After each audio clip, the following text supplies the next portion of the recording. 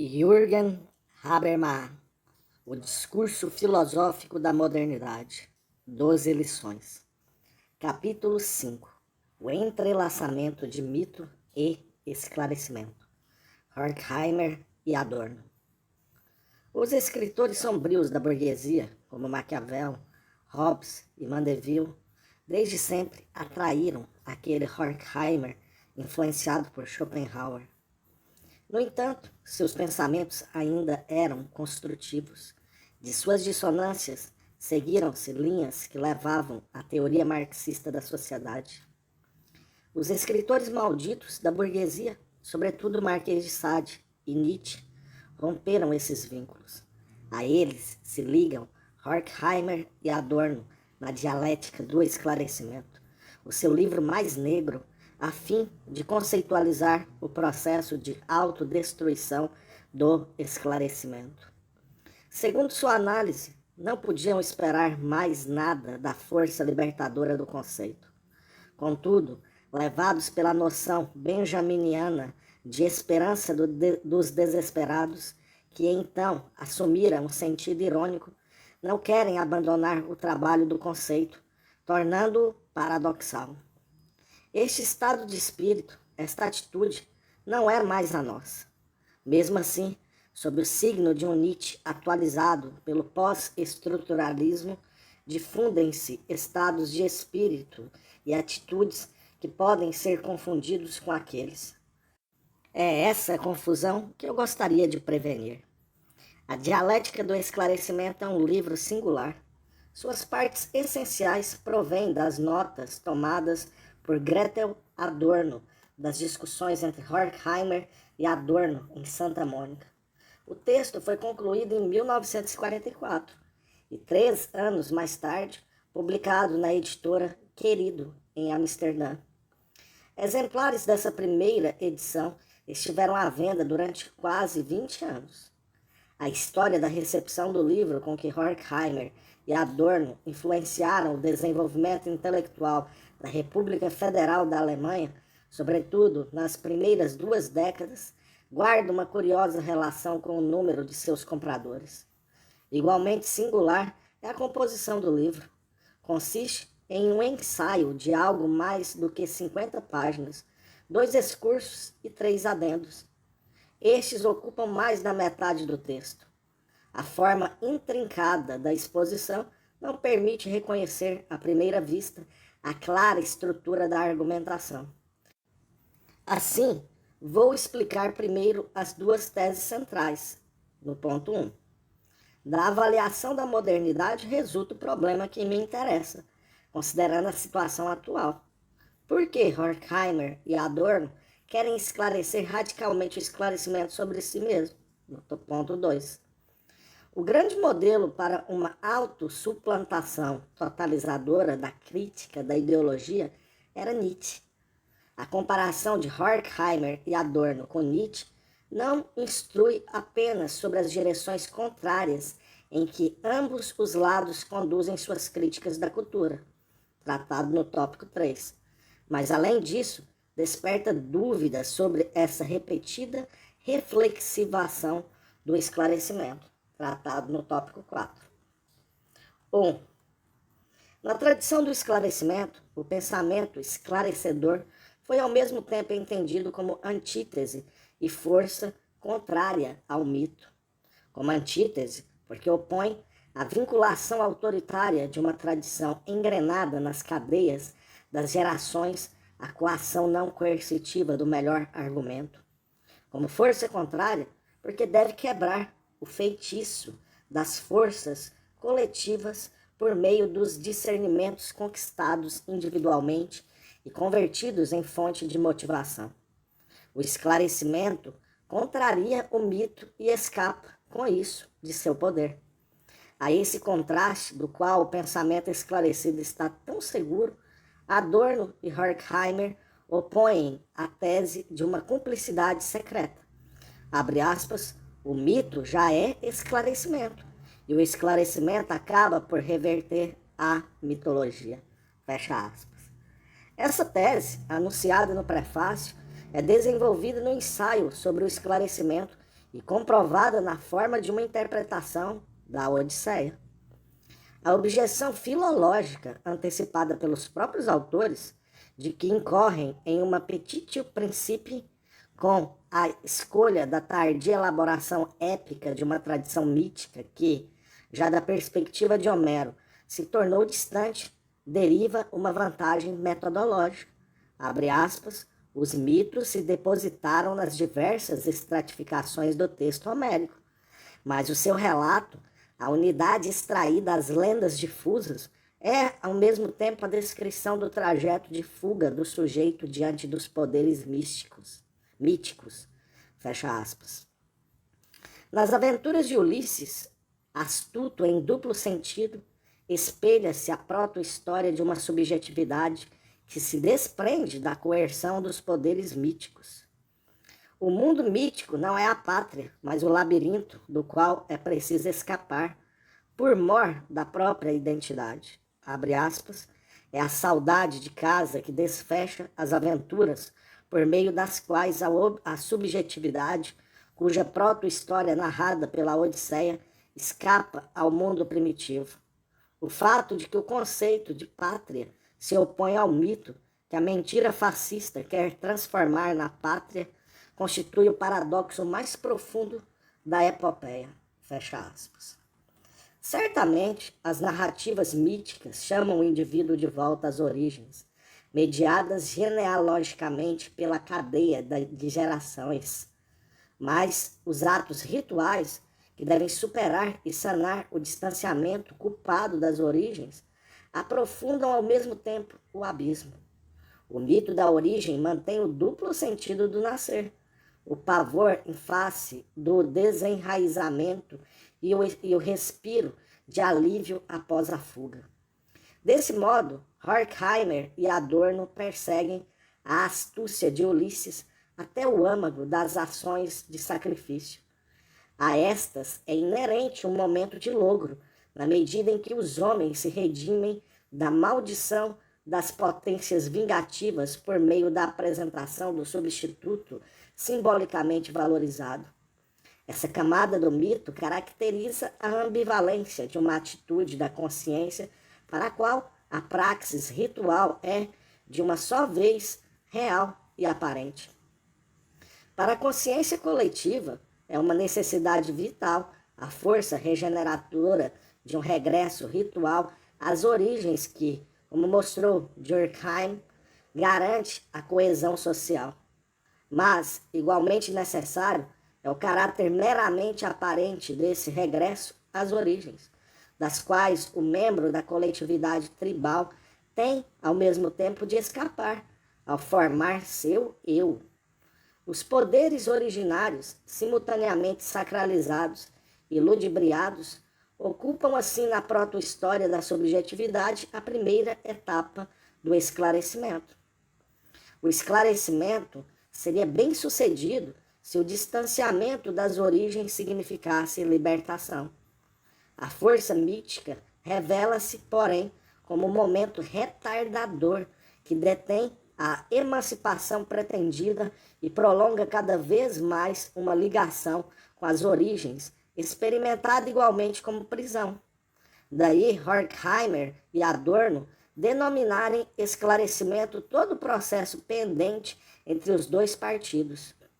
E esse processo, a submissão das potências míticas, deve provocar fatalmente, em cada nova etapa, o retorno do mito. O esclarecimento deve reverter a mitologia. Também esta tese, os autores tentam confirmar na etapa odisseica da consciência.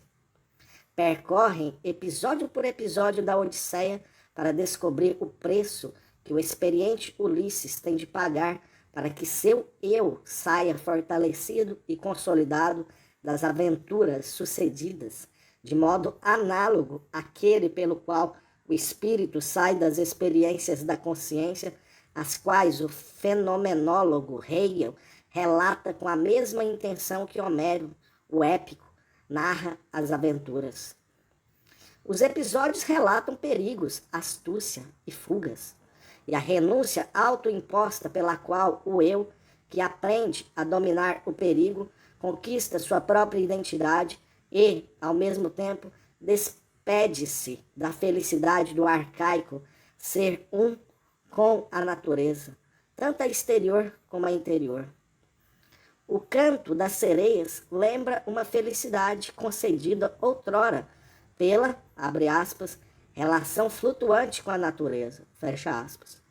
Ulisses entrega-se às seduções como alguém que se sabe, já amarrado, abre aspas, o domínio do homem sobre si mesmo, em que se funda o seu si, é sempre a destruição virtual do sujeito a serviço do qual ele ocorre, pois a substância dominada, oprimida e dissolvida pela autoconservação nada mais é senão o ser vivo, cujas funções configuram, elas tão somente, as atividades da autoconservação. Por conseguinte, exatamente aquilo que, na verdade, devia ser conservado. Fecha aspas. Essa figura de pensamento de que os homens formam sua identidade na medida em que aprendem a dominar a natureza exterior, ao preço da repressão de sua natureza interior, oferece um modelo para uma descrição sob a qual o processo de esclarecimento revela sua face de Janus. O preço da renúncia, da auto-ocultação, da comunicação rompida do eu com sua própria natureza, que se tornou anônima na forma do isso, es. É interpretado como consequência de uma introversão do sacrifício. O eu, que antes ludibriara o destino mítico no sacrifício, é de novo atingido por ele assim que se vê forçado a introjetar o sacrifício. Abre aspas, o si que persiste idêntico e que surge com a superação do sacrifício, volta imediatamente a ser um ritual sacrificial duro, petrificado, que o homem se celebra para si mesmo, opondo sua consciência ao contexto da natureza. Fecha aspas. No processo histórico universal do esclarecimento, a espécie humana distanciou-se cada vez mais das origens e, no entanto, não se livrou da compulsão mítica para a repetição. O mundo moderno, o mundo completamente racionalizado, é desencantado apenas na aparência. Sobre ele paira a maldição da coisificação demoníaca e do isolamento mortal. Nos fenômenos de paralisia de uma emancipação a correr no vazio, manifesta-se a vingança dos poderes originários contra aqueles que precisavam se emancipar e, todavia, não conseguiram escapar. A pressão para dominar racionalmente as forças naturais que ameaçam do exterior pôs os sujeitos na via de um processo de formação que intensifica até a desmesura as forças produtivas por mor da pura autoconservação, mas deixa definhar as forças da reconciliação que transcendem a mera autoconservação. A dominação sobre uma natureza exterior objetivada e uma natureza interior reprimida é o signo permanente do esclarecimento. Com isso, Horkheimer e Adorno variam o conhecido tema de Max Weber, que, no mundo moderno, vê os antigos deuses desmistificados por um processo de desencantamento se levantarem de seus túmulos na forma de poderes anônimos para renovar a luta irreconciliável dos demônios. O leitor que não se deixa impressionar pela exposição retórica e que dá um passo para trás, levando a sério a pretensão do caráter totalmente filosófico do texto, pode ter a impressão, primeiro, de que a tese aqui discutida não é menos arriscada do que o diagnóstico do niilismo proposto de modo semelhante por Nietzsche. Segundo, de que os autores estão conscientes desse risco e, ao contrário do que as aparências indicam, fazem uma tentativa consequente de fundar sua crítica da cultura. Terceiro, mas que, ao fazê-lo, aceitam, porém, abstrações e nivelamentos que questionam a plausibilidade de seu empreendimento. Primeiramente, vou examinar se essa impressão é correta. A própria razão destrói a humanidade que tornou possível. Como vimos, essa tese de longo alcance é justificada no primeiro excurso pela ideia de que o processo de esclarecimento se deve, desde o começo, ao impulso da autoconservação que mutila a razão, visto que a reclama apenas nas formas da dominação racional com respeito a fins da natureza e dos impulsos, justamente como razão instrumental. Resta demonstrar que a razão permanece submetida ao ditame da racionalidade com respeito a fins, até em seus mais recentes produtos, a saber, na ciência moderna, nas ideias universalistas do direito e da moral e na arte autônoma. Isso é o que procuram demonstrar o ensaio sobre o conceito de esclarecimento, que intitula o livro O Discurso sobre Esclarecimento e Moral, assim como o adendo sobre a indústria cultural. Adorno e Horkheimer estão convencidos de que a ciência moderna voltou a si mesma no positivismo lógico e renunciou à pretensão empática de conhecimento teórico em favor da utilidade técnica. Abre aspas, compreender o dado enquanto tal, descobrir nos dados não apenas suas relações espaço-temporais abstratas, com as quais se possa, então, agarrá-las, mas, ao contrário, pensá-las como a superfície, como aspectos mediatizados do conceito, que só se realizam no desdobramento de seu sentido social, histórico, humano. Toda a pretensão do conhecimento é abandonada, fecha aspas. A crítica exercida antes contra a compreensão positivista da ciência intensifica-se na censura global de que as próprias ciências são absorvidas pela razão instrumental. Tomando como fio condutor a história de Juliette e a genealogia da moral, Horkheimer e Adorno querem mostrar mais adiante que a razão foi expulsa da moral e do direito, pois, com a decomposição das imagens religiosas e metafísicas do mundo, todo critério normativo perdera seu crédito em face da autoridade da ciência, que é a única que restou. Abre aspas, o fato de ter não encoberto, mas bradado ao mundo inteiro a impossibilidade de apresentar, a partir da razão, um argumento de princípio contra o assassinato, ateou o ódio com que os progressistas ainda hoje perseguem Sade e Nietzsche, fecha aspas. E continuam, abre aspas. Eles não pretenderam que a razão formalista tivesse uma ligação mais íntima com a moral do que com a imoralidade, fecha aspas. A crítica exercida antes contra as reinterpretações metaéticas da moral torna-se um consentimento sarcástico ao ceticismo ético. Com sua análise da cultura de massas, Horkheimer e Adorno pretendem demonstrar, enfim, que a arte, fundida com o divertimento, teria sido paralisada em sua força inovadora e esvaziada de todo o conteúdo crítico e utópico. Abre aspas, o momento graças ao qual a obra de arte transcende a realidade, de fato, é inseparável do estilo. Mas ele não consiste na realização da harmonia, unidade problemática de forma e conteúdo, interior e exterior, indivíduo e sociedade, mas nos traços em que aparece a discrepância no necessário fracasso do esforço apaixonado em busca da identidade. Em vez de se expor a esse fracasso, no qual o estilo da grande obra de arte sempre se negou, a obra medíocre sempre se atreve à semelhança com outras, isto é, ao sucedâneo da identidade. A indústria cultural acaba por colocar a imitação como algo de absoluto, fecha aspas. A crítica exercida antes contra o mero caráter afirmativo da cultura burguesa intensifica-se em cólera impotente em relação à irônica justiça daquela sentença supostamente irrevogável que a cultura de massas executa sobre uma arte que sempre fora também ideológica.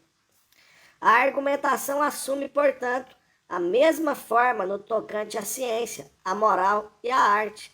A própria separação dos domínios culturais, a decomposição da razão substancial, personificada ainda na religião e na metafísica, desvitaliza a tal ponto os momentos da razão, isolados e privados de sua coesão, que regridem a uma racionalidade a serviço da autoconservação tornada selvagem.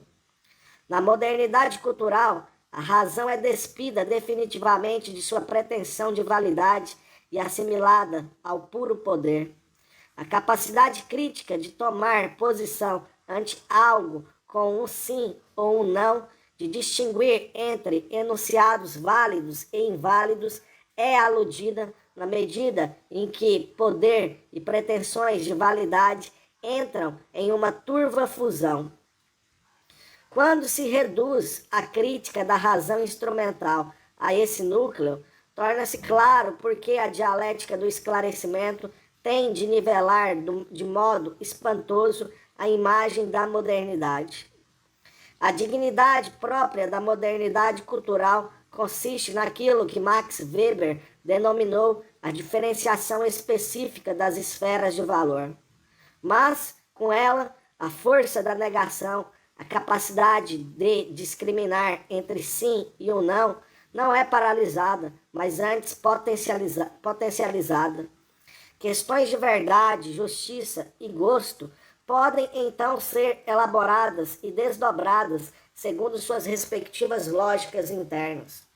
Certamente, com a economia capitalista e o Estado moderno, reforça-se também a tendência de reduzir todas as questões de validade ao limitado horizonte da racionalidade com respeito a fins de sujeitos que conservam a si mesmos ou de sistemas que conservam sua própria existência. No entanto, com essa tendência para uma regressão social da razão, concorre a pressão em nada desprezível para a diferenciação progressiva de uma razão que assume assim uma forma procedural, pressão esta induzida pela racionalização das imagens do mundo e dos mundos da vida.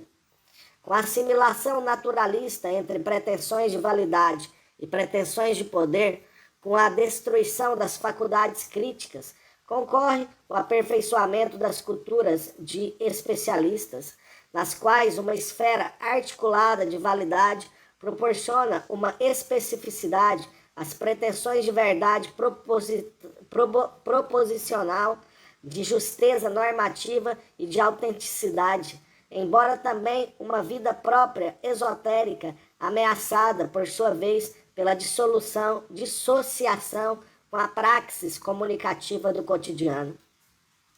A dialética do esclarecimento não faz justiça ao conteúdo racional da modernidade cultural, que foi conservado nos ideais burgueses e também instrumentalizado com eles. Refiro-me à dinâmica teórica específica que impele as ciências e, do mesmo modo, à autorreflexão das ciências cada vez mais para além da produção do saber tecnicamente útil.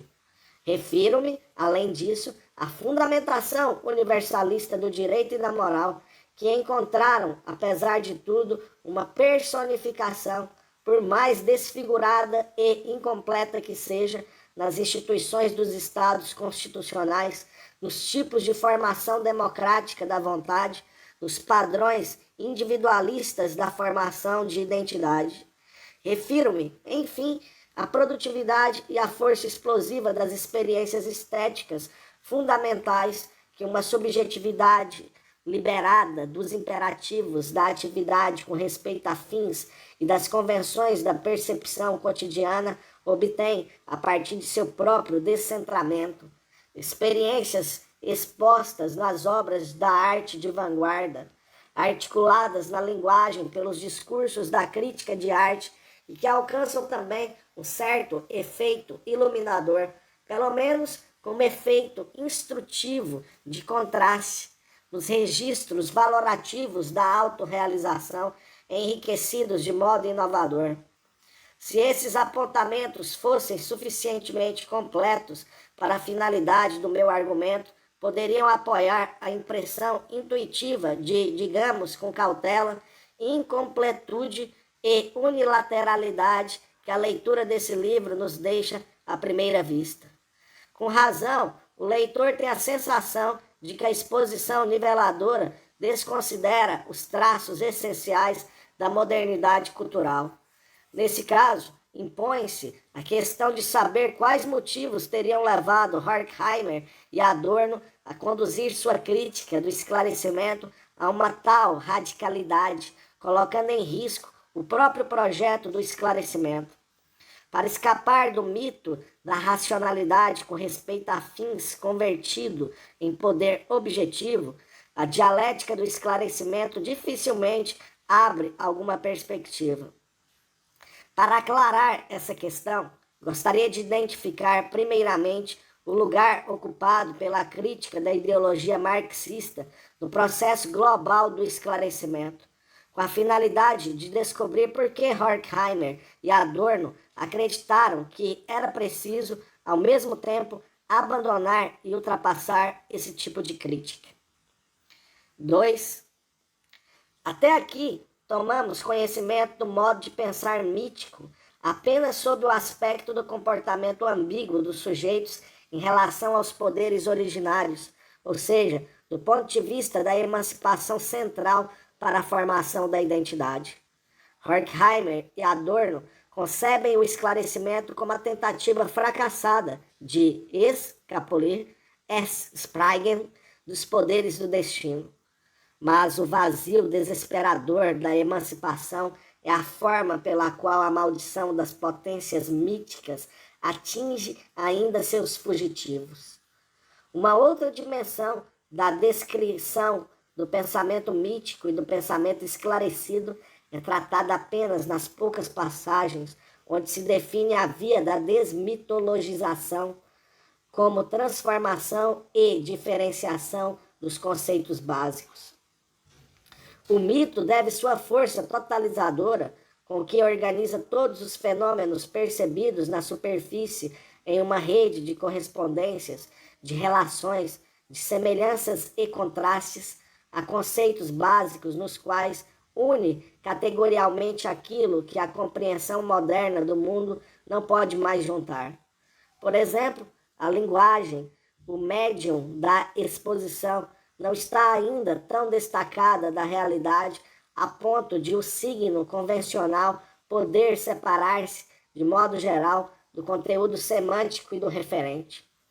A imagem linguística do mundo permanece entretecida com a ordem do mundo.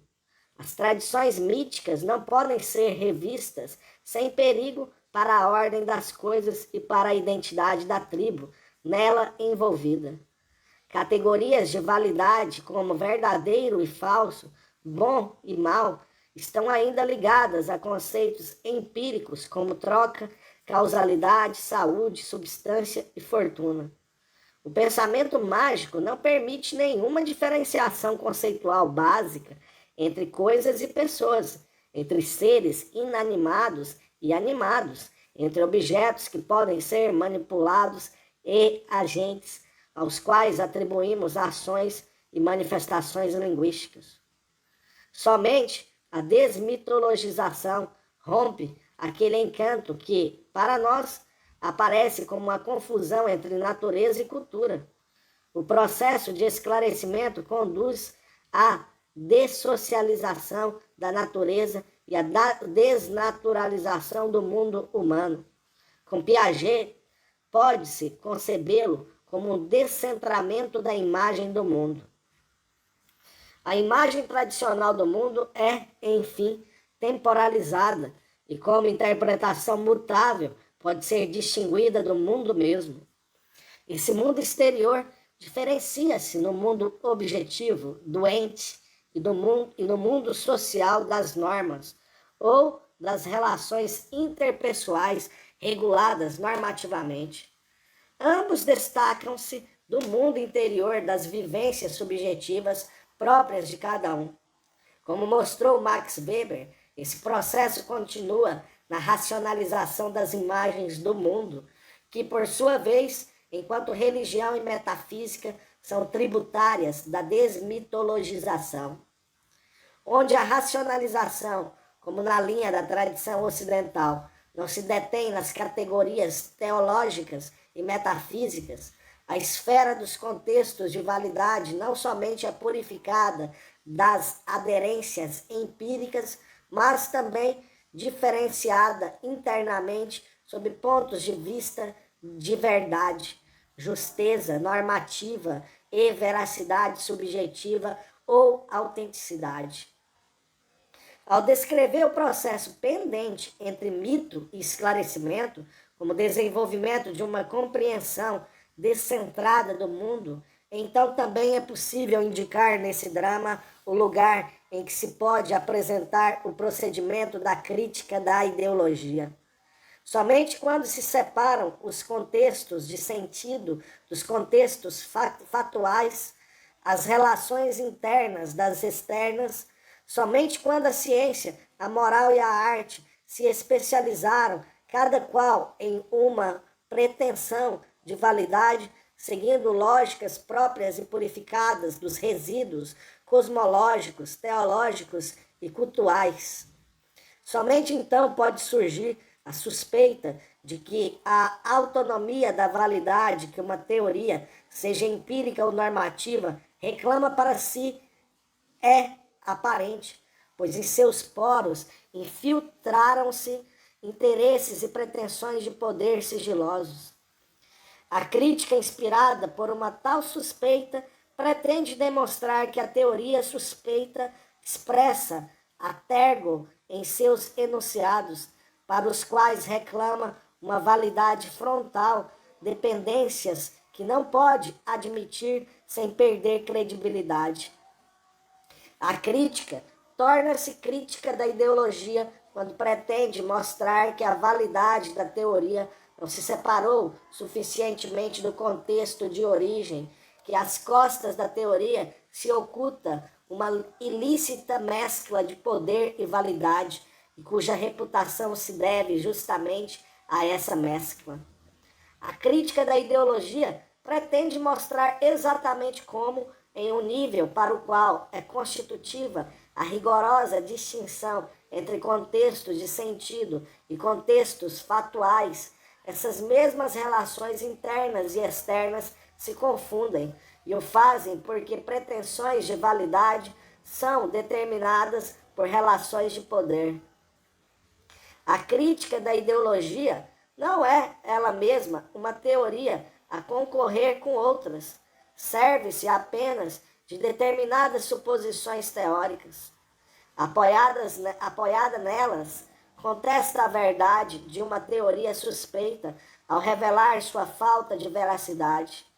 Continua o processo de esclarecimento na medida em que há uma teoria que pressupõe uma compreensão desmitologizada do mundo, demonstra seus laços com o mito, seguindo a pista de um erro categorial supostamente superado.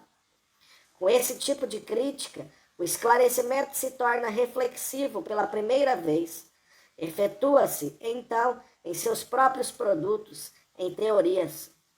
Todavia, o drama do esclarecimento só atinge sua peripécia quando a própria crítica da ideologia é suspeita de não produzir mais verdades, e o esclarecimento se torna reflexivo pela segunda vez. A dúvida estende-se então também à razão, cujos critérios a crítica da ideologia encontrara nos ideais burgueses, tomando-os ao pé da letra. A dialética do esclarecimento dá esse passo, autonomiza a crítica em relação aos seus próprios fundamentos. Por que Horkheimer e Adorno se veem obrigados a dar esse passo? A teoria crítica se desenvolvera no círculo em torno de Horkheimer para dar conta, antes de tudo, das decepções políticas com a revolução que não veio no Ocidente, com a evolução stalinista na Rússia e com a vitória do fascismo na Alemanha. devia explicar o fracasso dos prognósticos marxistas sem romper, no entanto, com as intenções marxistas. Esse contexto permite compreender como pôde consolidar-se, nos anos mais sombrios da Segunda Guerra Mundial, a justa impressão de que a última centelha da razão desaparecera dessa realidade, deixando desesperadamente para trás as ruínas de uma civilização em decomposição. A ideia de uma história natural que o jovem Adorno tomara de Benjamin parecia ter se realizado de um modo imprevisto. No instante de sua máxima aceleração, a história empalidecera, petrificada em natureza, transformada no calvário de uma esperança que se tornara irreconhecível. Essas explicações históricas e psicológicas, contudo, só podem reclamar o interesse em contextos teóricos na medida em que contêm indícios de um motivo sistemático. De fato, as experiências políticas mencionadas afetaram necessariamente as teses do materialismo histórico, sobre as quais ainda se apoiara nos anos 30 o Círculo de Frankfurt. Em um dos esboços sobre filosofia e divisão científica do trabalho, acrescentados de modo não sistemático, há uma passagem que pode ser lida como um pequeno fragmento da época clássica da teoria crítica. A filosofia, disse aí, abre aspas, não reconhece quaisquer normas ou objetivos abstratos que, ao contrário dos vigentes, fossem praticáveis. Sua liberdade, em face da força de sugestão da ordem existente, reside justamente no fato de aceitar os ideais burgueses sem transigir com eles, quer se trate dos ideais que seus defensores ainda proclamam, mesmo desfigurados, quer se trate dos ideais que, apesar de toda manipulação, ainda possam ser reconhecidos como sentido objetivo das instituições, tanto técnicas quanto culturais. Fecha aspas. Dessa maneira, Horkheimer e Adorno lembram a figura da crítica marxista da ideologia, que, partindo da ideia de que o potencial racional expresso nos ideais burgueses e posto no sentido objetivo das instituições, mostra uma dupla face. De um lado, empresta às ideologias da classe dominante a aparência ilusória de teorias convincentes. De outro, oferece o ponto de partida para uma crítica empreendida de maneira imanente dessas construções que elevam ao interesse universal o que de fato serve apenas à parte dominante da sociedade. A crítica da ideologia decifrava, no mau uso das ideias, um fragmento da razão existente, oculto a si mesmo, e lia-as como uma diretriz que poderia ser cumprida por movimentos sociais na medida em que se desenvolviam forças produtivas excedentes. Os teóricos críticos conservaram, nos anos 30, uma parte da confiança própria à filosofia da história, do potencial racional da cultura burguesa, que deveria ser liberado sob a pressão das forças produtivas desenvolvidas. Sobre isso, fundara-se também aquele programa de pesquisa interdisciplinar condensado nos volumes da Zeitschrift für Sozialforschung, de 1932 a 1941. Helmut Dubiel expôs, na sua análise da evolução da primeira teoria crítica, por que esse capital de confiança estava a tal ponto consumido no começo dos anos 40, que Horkheimer e Adorno consideraram a crítica marxista da ideologia como esgotada e deixaram de acreditar que a promessa de uma teoria crítica da sociedade pudesse ser cumprida com os meios das ciências sociais. Em vez disso, exercem uma radicalização e uma autossuplantação da crítica da ideologia para esclarecer o esclarecimento sobre si mesmo. O prefácio da Dialética do Esclarecimento começa com esta confissão, abre aspas. Embora tivéssemos observado há muitos anos que, na atividade científica moderna, o preço das grandes invenções é a ruína progressiva da formação teórica, acreditávamos de qualquer modo que podíamos nos dedicar a ela na medida em que fosse possível limitar nosso desempenho à crítica ou ao desenvolvimento de temáticas especializadas. Nosso desempenho devia restringir-se, pelo menos tematicamente, às disciplinas tradicionais, a sociologia, a psicologia e a teoria do conhecimento. Os fragmentos que aqui reunimos mostram, contudo, que tivemos de abandonar aquela confiança.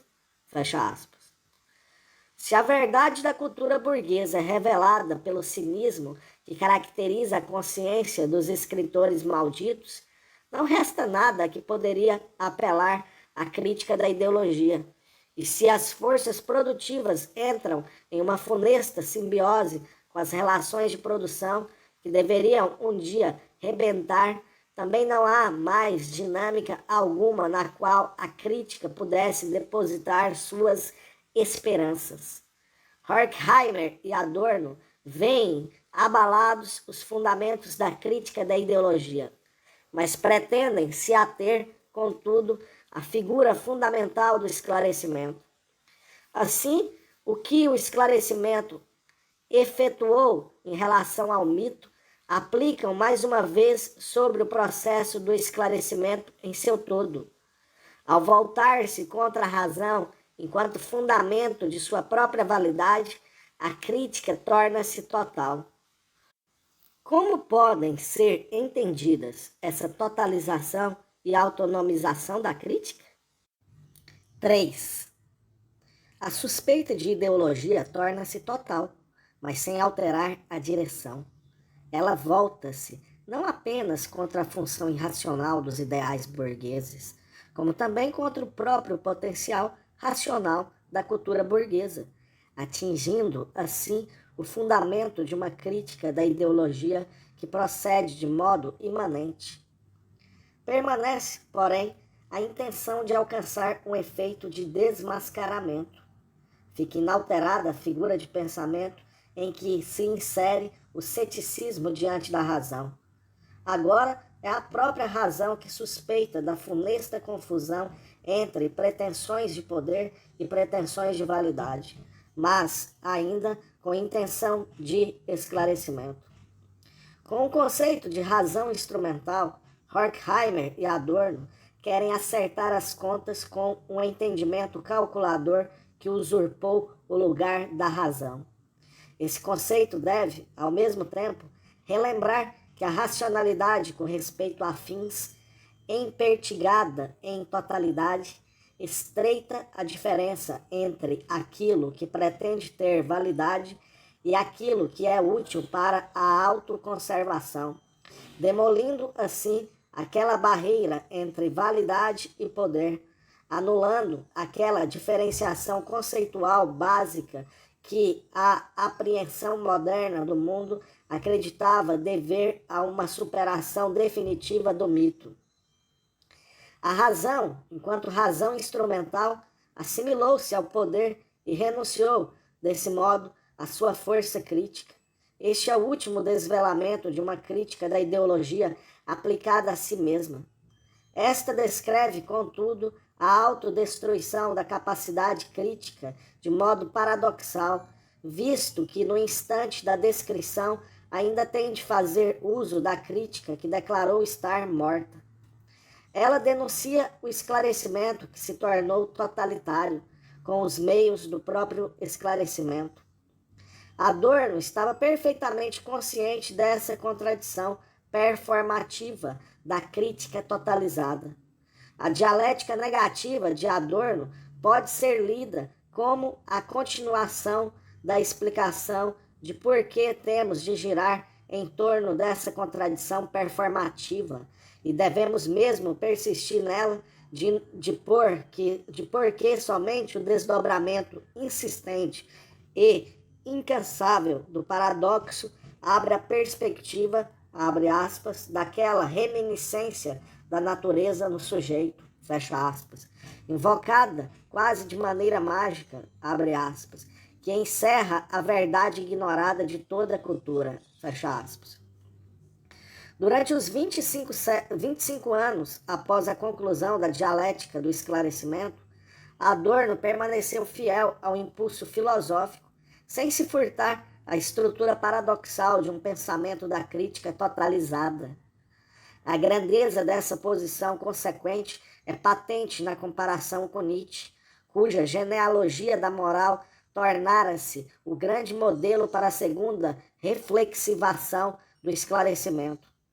Nietzsche coibiu essa estrutura paradoxal, explicando a assimilação da razão no poder, consumada na modernidade como uma teoria do poder que se remitologiza voluntariamente e, em vez da pretensão de verdade, retém apenas a pretensão retórica do fragmento estético.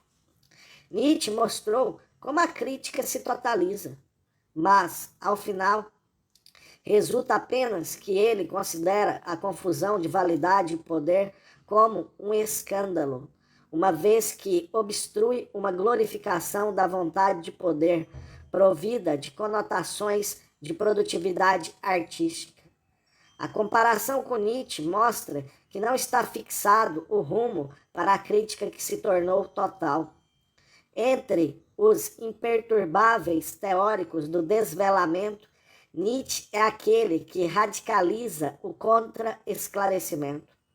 A posição de Horkheimer e Adorno em relação a Nietzsche é conflitante. Por um lado, reconhecem que ele, abre aspas, conhecia como poucos, desde Hegel, a dialética do esclarecimento, fecha aspas. Aceitam naturalmente a, abre aspas, impiedosa doutrina da identidade entre dominação e razão, fecha aspas. Portanto, o ponto de partida para uma autossuplantação da crítica da ideologia. Por outro lado, não podem ignorar que Hegel é o grande antípoda de Nietzsche. Este emprega a crítica da razão em um sentido tão afirmativo que a negação determinada perde a sua acuidade, isto é, aquele procedimento que Horkheimer e Adorno queriam preservar como único exercício no momento em que a própria razão começa a vacilar. A crítica de Nietzsche consome o seu próprio impulso crítico, abre aspas, enquanto protesto contra a civilização, a moral dos senhores defendeu indiretamente os oprimidos. O ódio pelos instintos atrofiados denuncia objetivamente a verdadeira natureza do mestre disciplinador, que só se manifesta em suas vítimas.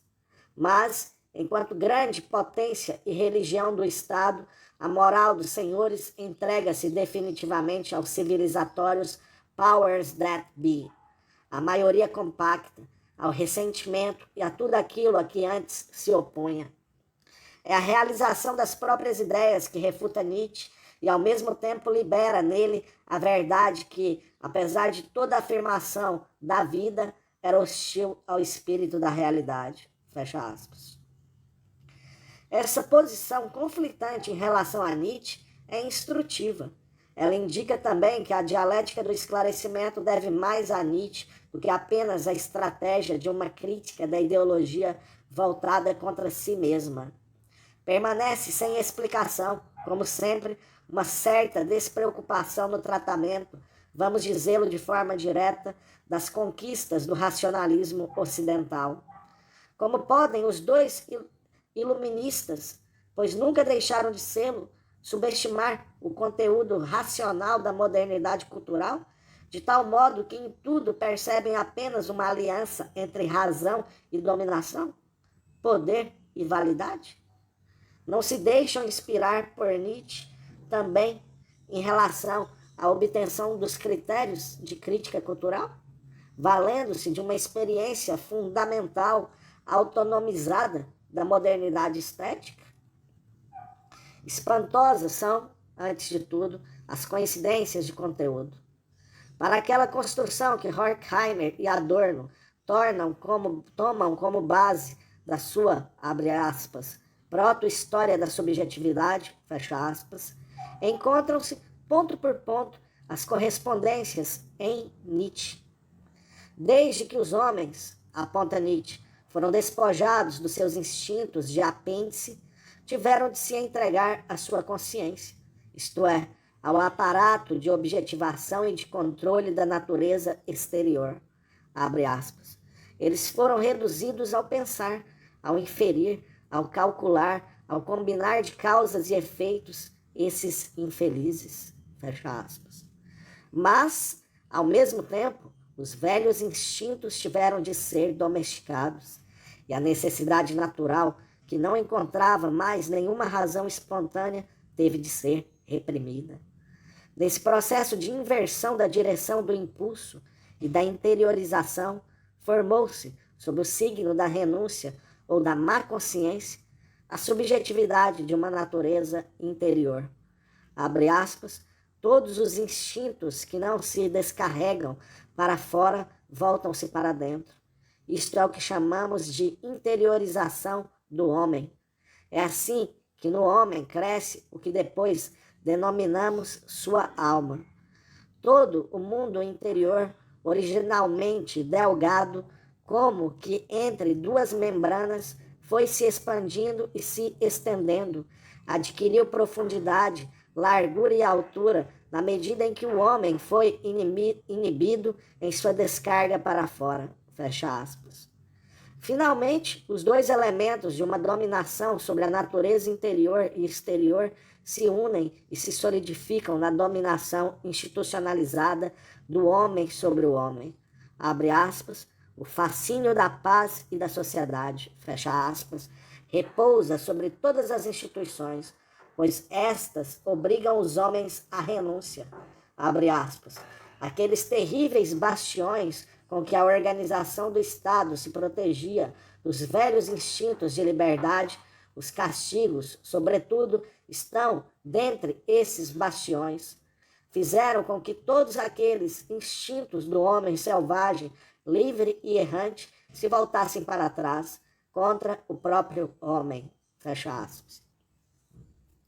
Do mesmo modo, a crítica de Nietzsche ao conhecimento e à moral antecipa um pensamento desenvolvido por Horkheimer e Adorno na forma de uma crítica da razão instrumental. Por trás dos ideais de objetividade e das pretensões de verdade do positivismo, por trás dos ideais ascéticos e das pretensões de justeza da moral universalista, escondem-se os imperativos de autoconservação e de dominação. Uma teoria do conhecimento pragmática e uma doutrina da moral baseada nas paixões desmascaram a razão teórica e a razão prática como puras ficções, onde as pretensões de poder conseguem um álibi bastante eficaz, e isso com a ajuda da imaginação, do, abre aspas, impulso para a formação de metáforas, fecha aspas, para o qual os estímulos externos oferecem apenas mero pretexto para respostas projetivas, mero pretexto para um emaranhado de interpretações por trás da qual o texto desaparece.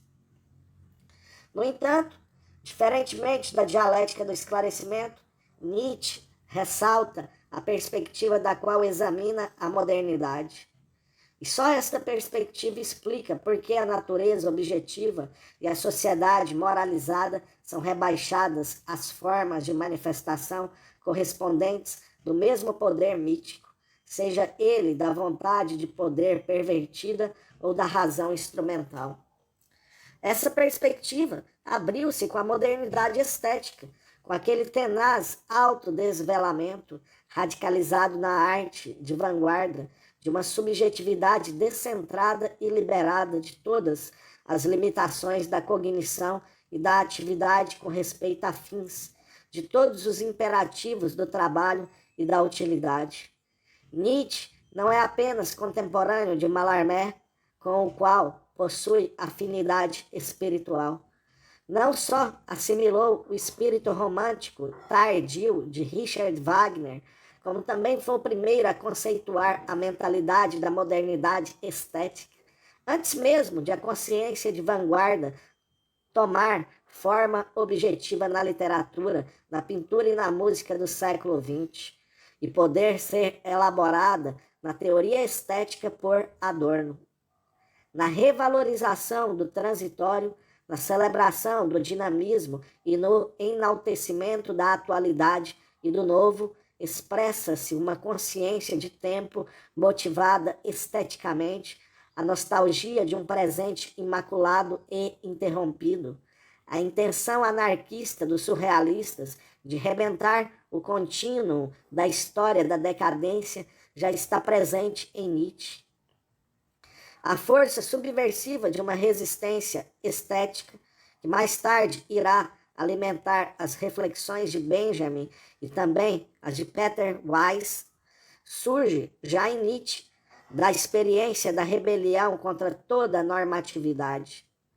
É essa mesma força que neutraliza tanto o moralmente bom como o praticamente útil e se exterioriza na dialética do segredo e do escândalo, no prazer pelo horror da profanação. Nietzsche constrói Sócrates e Cristo, estes advogados de uma fé na verdade e no ideal ascético, como seus dois grandes adversários. São eles que negam os valores estéticos. Nietzsche confia somente à arte, abre aspas, na qual precisamente se sacraliza a mentira, a vontade de ilusão, fecha aspas, e ao terror do belo, a possibilidade de não se deixar capturar pelo mundo fictício da ciência e da moral. Nietzsche entroniza o gosto, abre aspas, o sim e o não do palato, fecha aspas, como o único órgão de um conhecimento além do verdadeiro e do falso, além do bem e do mal. Eleva o juízo de gosto do crítico de arte a modelo de juízo de valor, de valoração. O sentido legítimo de crítica é o de um juízo de valor que estabelece uma hierarquia, pondera as coisas e mede as forças. E toda a interpretação é uma valoração. O sim expressa uma alta estima, o não, uma baixa estima. O alto e o baixo caracterizam a dimensão das tomadas de posição, de afirmação e de negação em geral. É interessante observar como Nietzsche subverte de maneira consequente as tomadas de posição, de afirmação e de negação em pretensões de validade criticáveis. Em primeiro lugar, desvaloriza a verdade dos enunciados assertóricos e a justeza dos enunciados normativos ao reconduzir validade e invalidade a juízos de valor positivos e negativos. Reduz P é verdadeiro e H é correto. Portanto, enunciados complexos com os quais pretendemos validade para os enunciados de afirmação e de dever, a enunciados avaliativos simples com os quais exprimimos valorações, ou seja, que preferimos o verdadeiro ao falso e o bem ao mal. Portanto, Nietzsche, primeiro, reinterpreta pretensões de validade em preferências para perguntar então, admitindo-se que preferimos a verdade e a justiça, por que não preferimos a inverdade e a injustiça? São os juízos de gosto que respondem à pergunta pelo valor da verdade e da justiça. No entanto, por trás dessas valorações fundamentais, poderia esconder-se ainda uma arquitetônica que, como outrora em Schelling, deve ancorar a unidade da razão teórica e da razão prática no juízo estético. Nietzsche só pode levar a cabo uma assimilação completa da razão ao poder, retirando o status cognitivo dos juízos de valor e comprovando que nas tomadas de posição de sim e não, das valorações, não se manifestam mais pretensões de validade alguma, mas puras pretensões de poder. Considerado do ponto de vista da análise da linguagem, O próximo passo argumentativo tem como objetivo assimilar os juízos de gosto aos imperativos e as valorações às manifestações da vontade. Nietzsche contrapõe-se à análise kantiana do juízo de gosto para fundamentar a tese de que as avaliações são necessariamente subjetivas e não poderiam ser associadas a uma pretensão de validade intersubjetiva. A aparência da satisfação desinteressada, assim como da impessoalidade e universalidade do juízo estético, só pode resultar da perspectiva dos espectadores. Contudo, do ponto de vista do artista que produz, percebemos que as apreciações são induzidas pelas criações de valor inovadoras. A estética da produção exibe a experiência do artista genial que cria valores. Do seu ponto de vista, as valorações são ditadas por, abre aspas, um olhar que estabelece valores, fecha aspas. A produtividade que estabelece valores prescreve a lei da valoração. Desse modo, na validade que o juízo de gosto pretende, expressa-se apenas, abre aspas, a excitação da vontade pelo belo, fecha aspas. Uma vontade responde a uma outra vontade. Uma força apodera-se de outra força. Esse é o caminho pelo qual Nietzsche, partindo das tomadas de posição de afirmação e negação das valorações, depois de tê-la purificado de todas as pretensões cognitivas, chega ao conceito de vontade de poder. O belo, abre aspas, é o estimulante da vontade de poder, fecha aspas. O núcleo estético da vontade de poder é a capacidade de uma sensibilidade que se deixa afetar das mais variadas maneiras possíveis. Porém, se o pensamento não pode mais se mover, em geral, no elemento da verdade, das pretensões de validade, a contradição e a crítica perdem o seu sentido. Contradizer, dizer não, mantém apenas o sentido de, abre aspas, querer ser diferente, fecha aspas. Sendo assim, Nietzsche dificilmente pode dar-se por satisfeito em relação a isso na execução da sua crítica da cultura. Esta não deve, pois, esgotar-se na agitação, mas mostrar por que é falso ou incorreto ou mal reconhecer o domínio dos ideais hostis à vida, exercido pela ciência e pela moral universalista. Mas, depois que todos os predicados de validade estão desvalorizados, depois que nas valorações expressam-se pretensões de poder e não de validade, segundo qual critério poderia então a crítica propor distinções? Ela precisa ao menos poder discriminar entre um poder que merece ser estimado e um que merece ser desprezado. Essa aporia deve socorrer-se, então, de uma teoria do poder que distingue entre forças ativas e forças meramente reativas. Mas Nietzsche não pode admitir que essa teoria do poder tome a forma de uma teoria suscetível de ser verdadeira ou falsa. Ele mesmo se move, segundo sua própria análise, em um mundo de aparência no qual é possível distinguir-se sombras mais claras das mais escuras, mas não a razão e da não-razão. É um mundo, por assim dizer, recaído no mito, onde os poderes atuam uns sobre os outros, mas onde não resta nenhum elemento que possa transcender a luta desses poderes. Aliás, talvez seja típico da forma de percepção ahistórica da modernidade estética que as épocas individuais percam sua fisionomia em favor de uma afinidade heróica do presente com o mais distante e com o mais originário.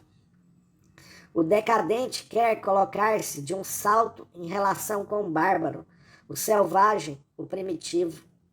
Em todo caso, a renovação do quadro mítico, originário, realizada por Nietzsche, está adequada a essa mentalidade. A cultura autêntica há muito entrou em declínio. Repousa sobre o presente a maldição do distanciamento das origens.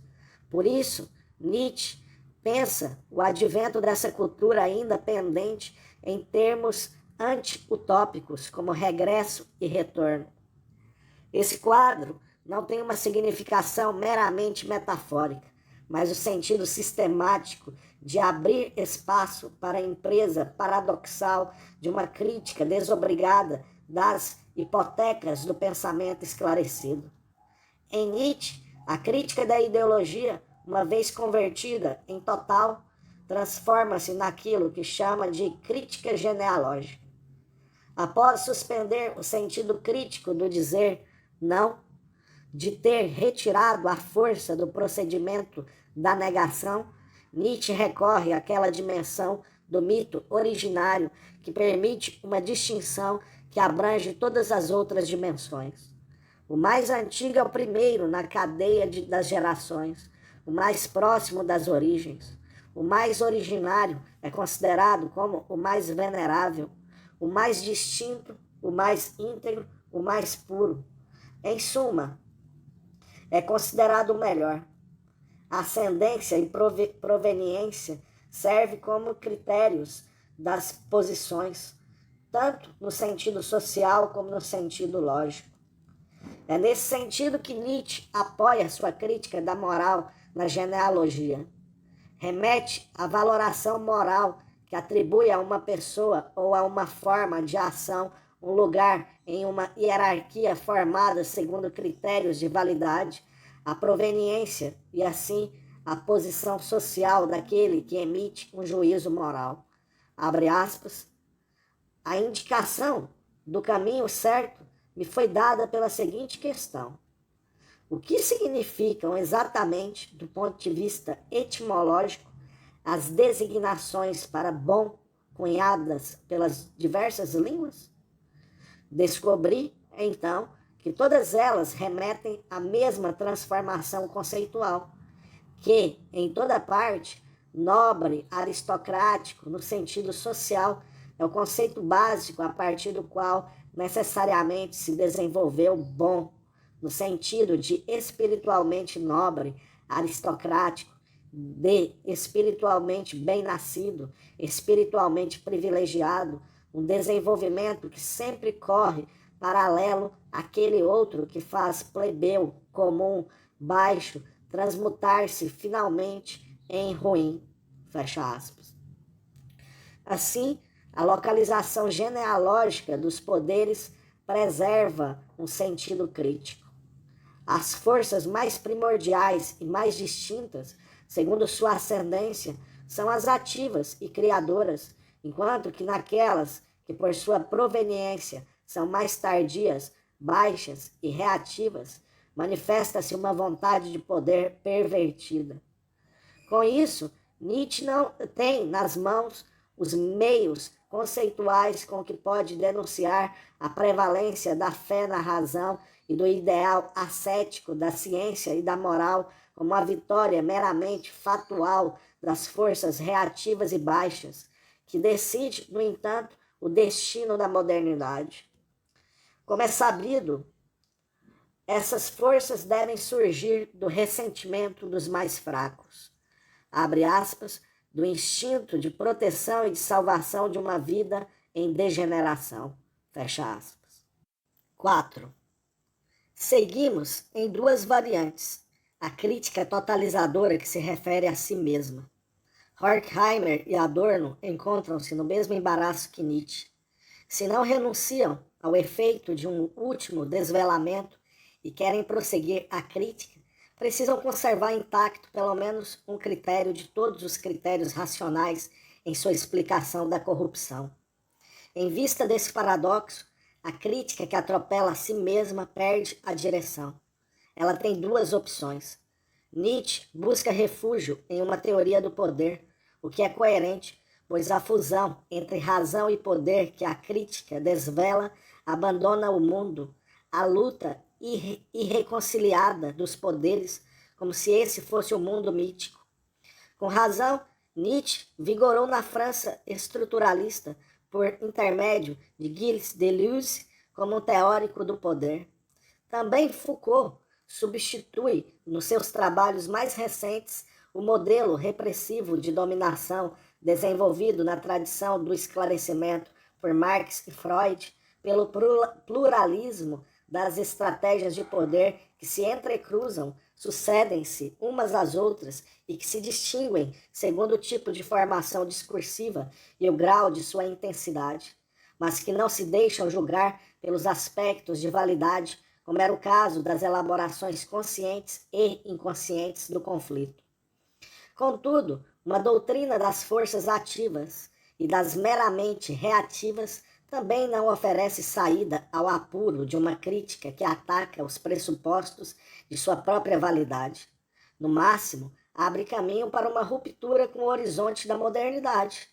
Enquanto teoria, ela não tem base, se afinal a distinção categorial entre pretensões de validade e pretensões de poder é a base sobre a qual todo trabalho teórico tem de operar. Daí o efeito de desvelamento também transformar-se.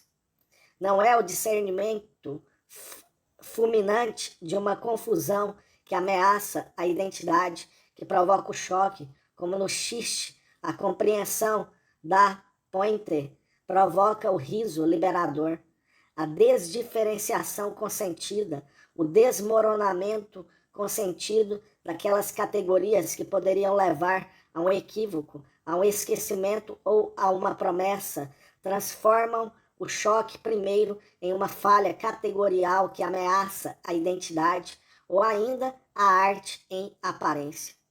Essa guinada regressiva coloca inclusive as forças da emancipação a serviço do contra-esclarecimento. Horkheimer e Adorno encontram uma outra opção, na medida em que intensificam e mantêm aberta a contradição performativa de uma crítica da ideologia que suplanta a si mesma, sem querer superá-la teoricamente. Uma vez que, no nível de reflexão alcançada, toda tentativa de erguer uma teoria patina na ausência de base, renunciam à teoria e praticam ad hoc a negação determinada, opondo-se com isso àquela fusão entre razão e poder que obstrui todas as aberturas. Abre aspas, a negação determinada rejeita as representações imperfeitas do absoluto, os ídolos, mas não como o rigorismo, opondo-lhes a ideia que elas não podem satisfazer. A dialética revela, ao contrário, toda imagem como uma forma de escrita. Ela ensina a ler em seus traços a confissão de sua falsidade, confissão essa que a priva de seu poder e o transfere para a verdade. Desse modo, a linguagem torna-se mais que um simples sistema de signos. Com o conceito de negação determinada, Hegel destacou um elemento que distingue o esclarecimento da desagregação positivista a qual ele o atribui. Fecha aspas. O espírito de contradição, assim praticado, é o que resta, abre aspas, do espírito dessa teoria intransigente, fecha aspas. E essa praxis é como uma invocação à falta de espírito impiedoso para, abre aspas, inverter a sua direção, fecha aspas, Deleuze. Quem persiste em um paradoxo, ali onde a filosofia se manteve ocupada com suas fundamentações últimas, não adota apenas uma posição incômoda. Só pode manter sua posição se ao menos tornar plausível que não há nenhuma saída. A possibilidade de retirar-se de uma situação aporética tem de estar igualmente barrada, senão haveria um caminho, precisamente o de volta. Parece-me, no entanto, que esse caminho existe. A comparação com Nietzsche é instrutiva na medida em que chama a atenção para o horizonte de experiência estética que motiva e dirige o olhar que realiza o diagnóstico da época. Mostrei como Nietzsche arranca aquele momento da razão, que se faz valer na especificidade das esferas de valor estético expressivas, em particular na arte de vanguarda e na crítica de arte, do nexo com a razão teórica e a razão prática, e como, sob o fio condutor da valoração repelida ao irracional, estiliza o juízo estético em uma capacidade de diferenciação para além do verdadeiro e do falso, do bem e do mal. Por esta via, Nietzsche obtém critérios para uma crítica da cultura que desmascara a ciência e a moral como formas de expressão ideológicas de um desejo de poder pervertido, semelhante ao modo como a dialética do esclarecimento denuncia essas formações como personificações da razão instrumental. Essa circunstância faz supor que Horkheimer e Adorno percebem a modernidade cultural a partir de um horizonte de experiência semelhante, com a mesma sensibilidade exacerbada e com a mesma ótica restritiva, tornando-os insensíveis em relação aos rastros e às formas existentes de racionalidade comunicativa. A favor dessa suspeita, depõe também a arquitetônica da última filosofia de Adorno, na qual se apoiam reciprocamente a dialética negativa e a teoria estética. A primeira, que desenvolve o conceito paradoxal da não-identidade, remete à segunda, que decifra o conteúdo mimético disfarçado nas obras de arte avançadas. Será que o problema com o qual Horkheimer e Adorno se viram confrontados no começo dos anos 40 não deixou nenhuma saída em aberto?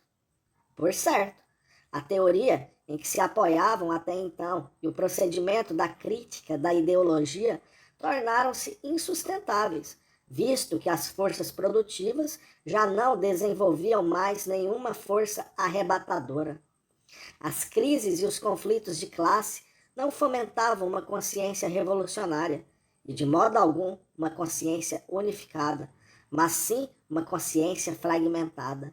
E por fim, os ideais burgueses foram abolidos, ou em todo caso, assumiram formas que escapam da zona de combate de uma crítica imanente.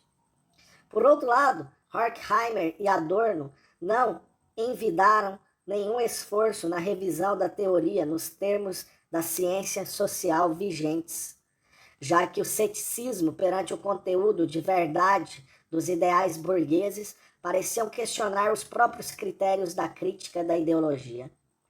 Diante desse segundo elemento, Horkheimer e Adorno entraram por um caminho realmente problemático.